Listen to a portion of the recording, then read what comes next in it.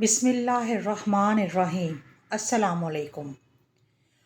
ہم لاہور سے گاؤں آئے تھے چچا کے گھر میں۔ یہ میری پہلی عید تھی۔ امی نے بتایا کہ یہ تمہارے چچا کا بیٹا ہے، وہ مجھے عید مبارک کہنے آیا تھا۔ میں اسے دیکھ کر حیران رہ گئی، کتنا خوبصورت تھا وہ۔ وہی ایک کیا، یہاں تو سبھی لوگ خوبصورت تھے، گورے، اونچے، لمبے۔ گاؤں میں رہ کر ان کی صحت قابل رشک تھی۔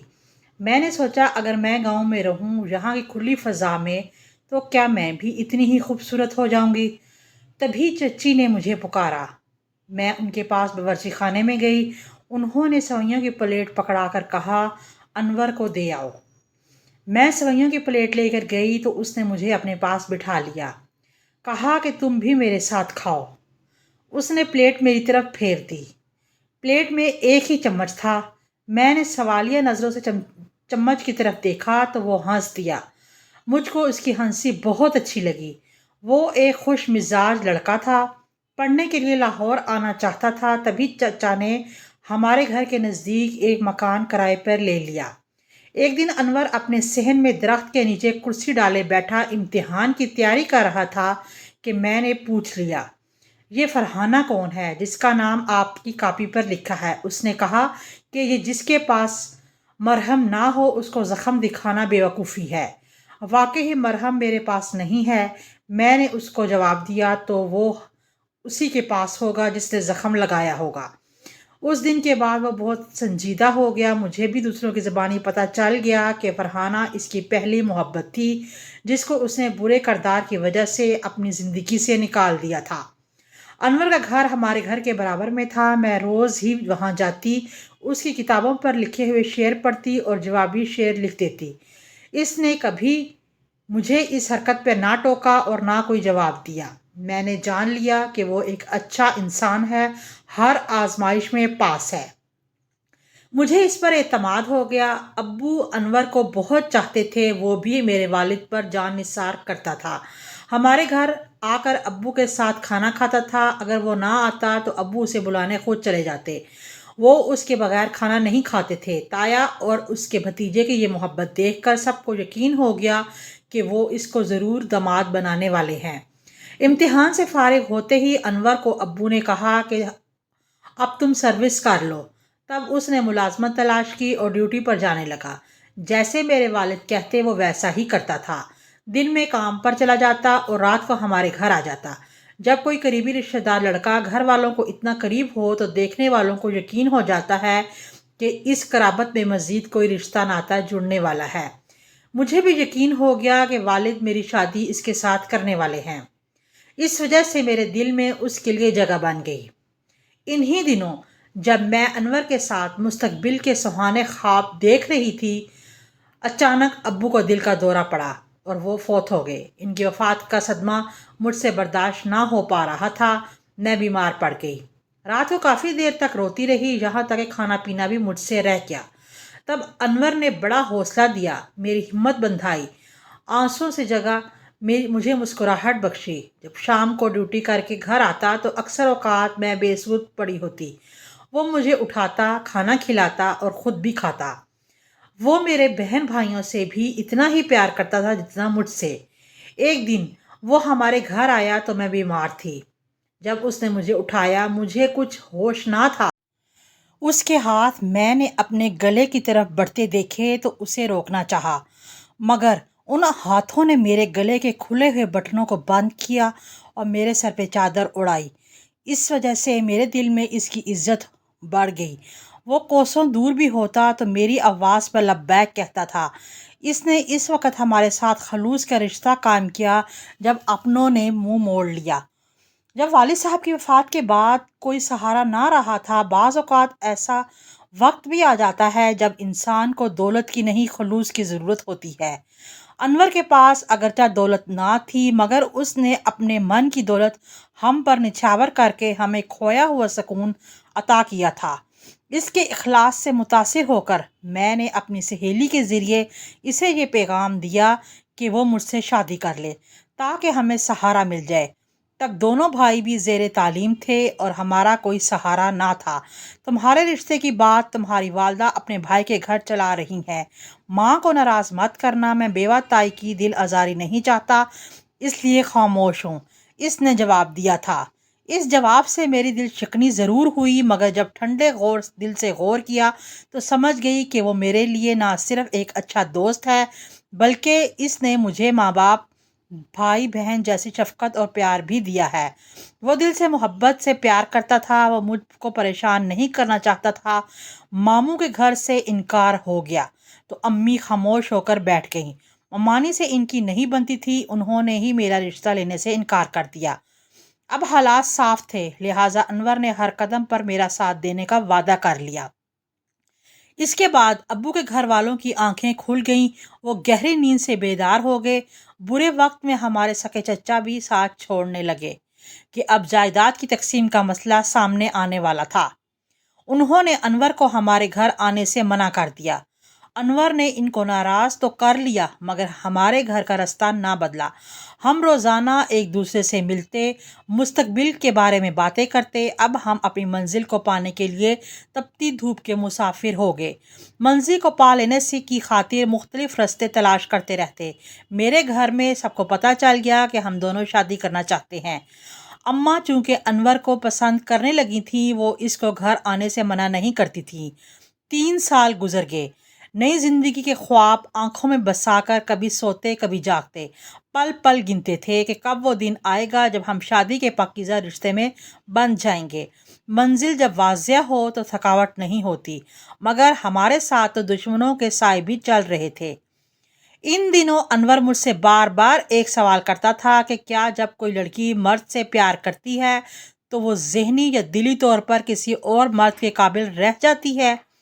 میں صرف آپ کے لیے بنی ہوں، شادی کروں گی تو آپ سے، پھر میں ایسے سوالات کے بارے میں کیوں سوچوں؟ انور کو میں یہی جواب دیتی۔ ایک دن انور نے میری امی سے کچھ باتیں کی۔ امی نے جانے کے کیا جواب دیا کہ وہ ہمارے گھر سے موڈ آف کر کے چلا گیا۔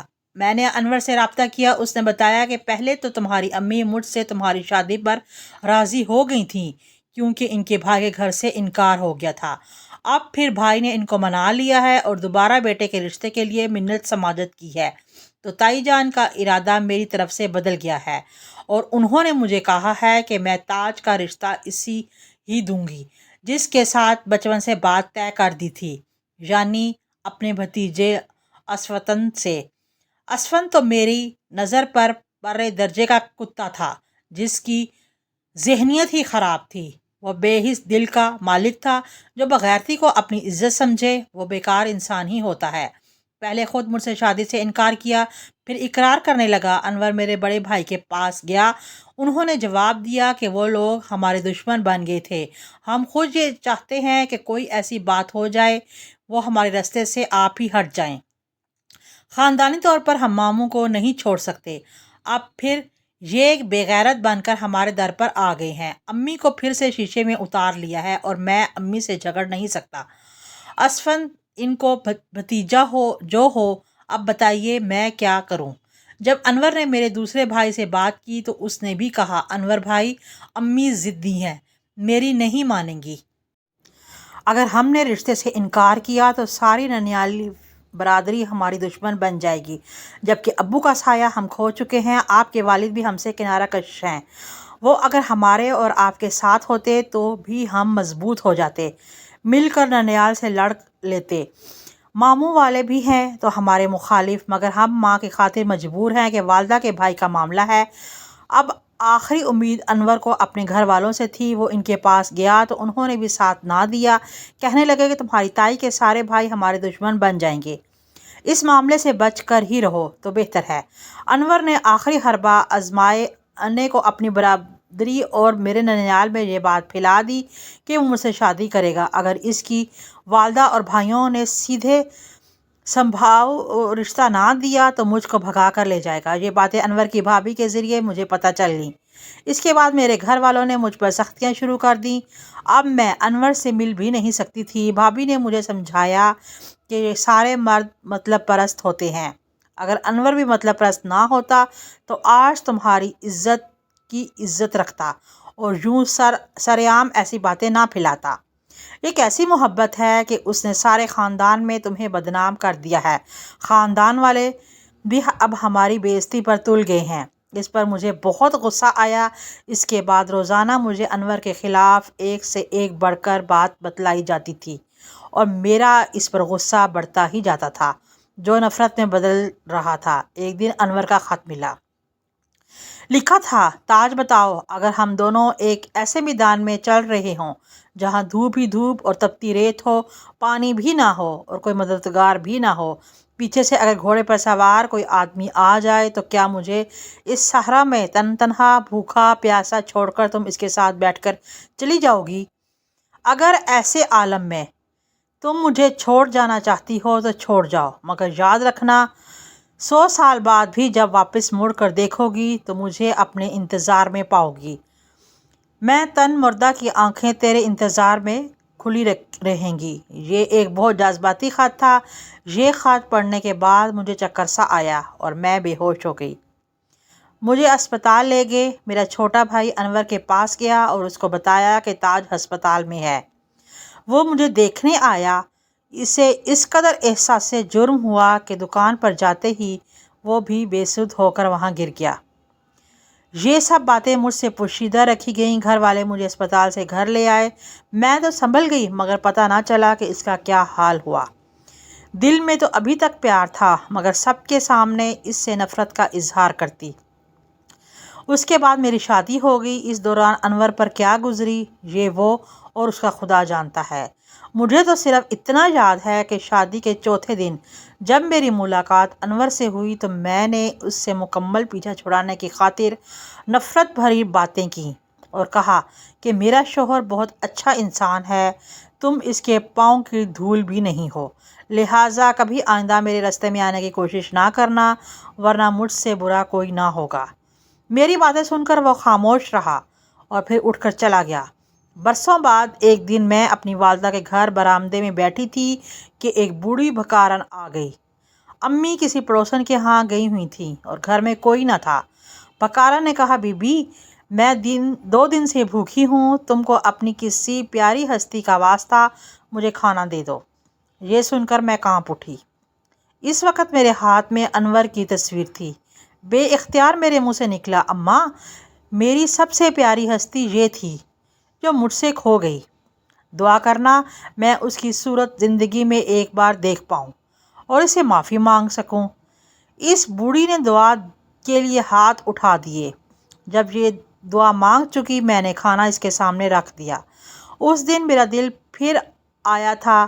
وہ بولی، بیٹی تم نے اس کو کیسے اور کیوں کھویا؟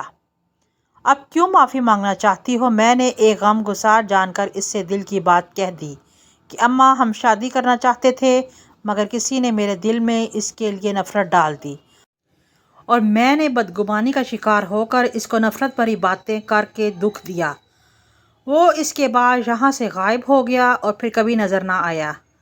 تب تو میں اپنے شوہر کے ساتھ خوش تھی اور مجھے کسی کی بربادی کا احساس نہ ہوا، لیکن اب پچھتاوا ہوتا ہے، دل بے چین ہو جاتا ہے۔ تم کو اب کیوں پچھتاوا ہوتا ہے؟ بوڑھی نے سوال کیا۔ میرے شوہر کی بھابیاں اس بارے میں مجھے تانے دیا کرتی تھیں مگر شوہر کے پیار کی وجہ سے میں چپ رہتی تھی۔ ایک دن ان کے تانوں سے تنگ آ کر میں نے شوہر کو بتایا کہ ان کی بھابیاں ایسا کہہ کر مجھ کو تنگ کرتی ہیں، جبکہ میرا تو انور سے محبت والا معاملہ نہ تھا بلکہ میں اس سے نفرت کرتی تھی۔ وہ تو ایک ایسا انسان ہے کہ میں اس کی شکل تک نہیں دیکھنا چاہتی۔ اس پر میرے شوہر کا چہرہ سرخ ہو گیا اور اس نے وہ خط لا کر مجھے پکڑا دیا۔ کہنے لگا کہ اگر تم اس شخص سے نفرت کرتی تھی تو یہ محبت بھرے خط کیا تم نے میرے باپ کو لکھے تھے؟ میں نے کہا، اگر آپ کو میری اور انور کی محبت کا علم تھا تو مجھ سے شادی کیوں کی تھی؟ یہ میری انا کا مسئلہ اور مجبوری تھی کہ والد صاحب کی یہی آرزو تھی۔ وہ دشمنی ختم کرنا چاہتے تھے، تبھی یہ رشتہ ہو گیا۔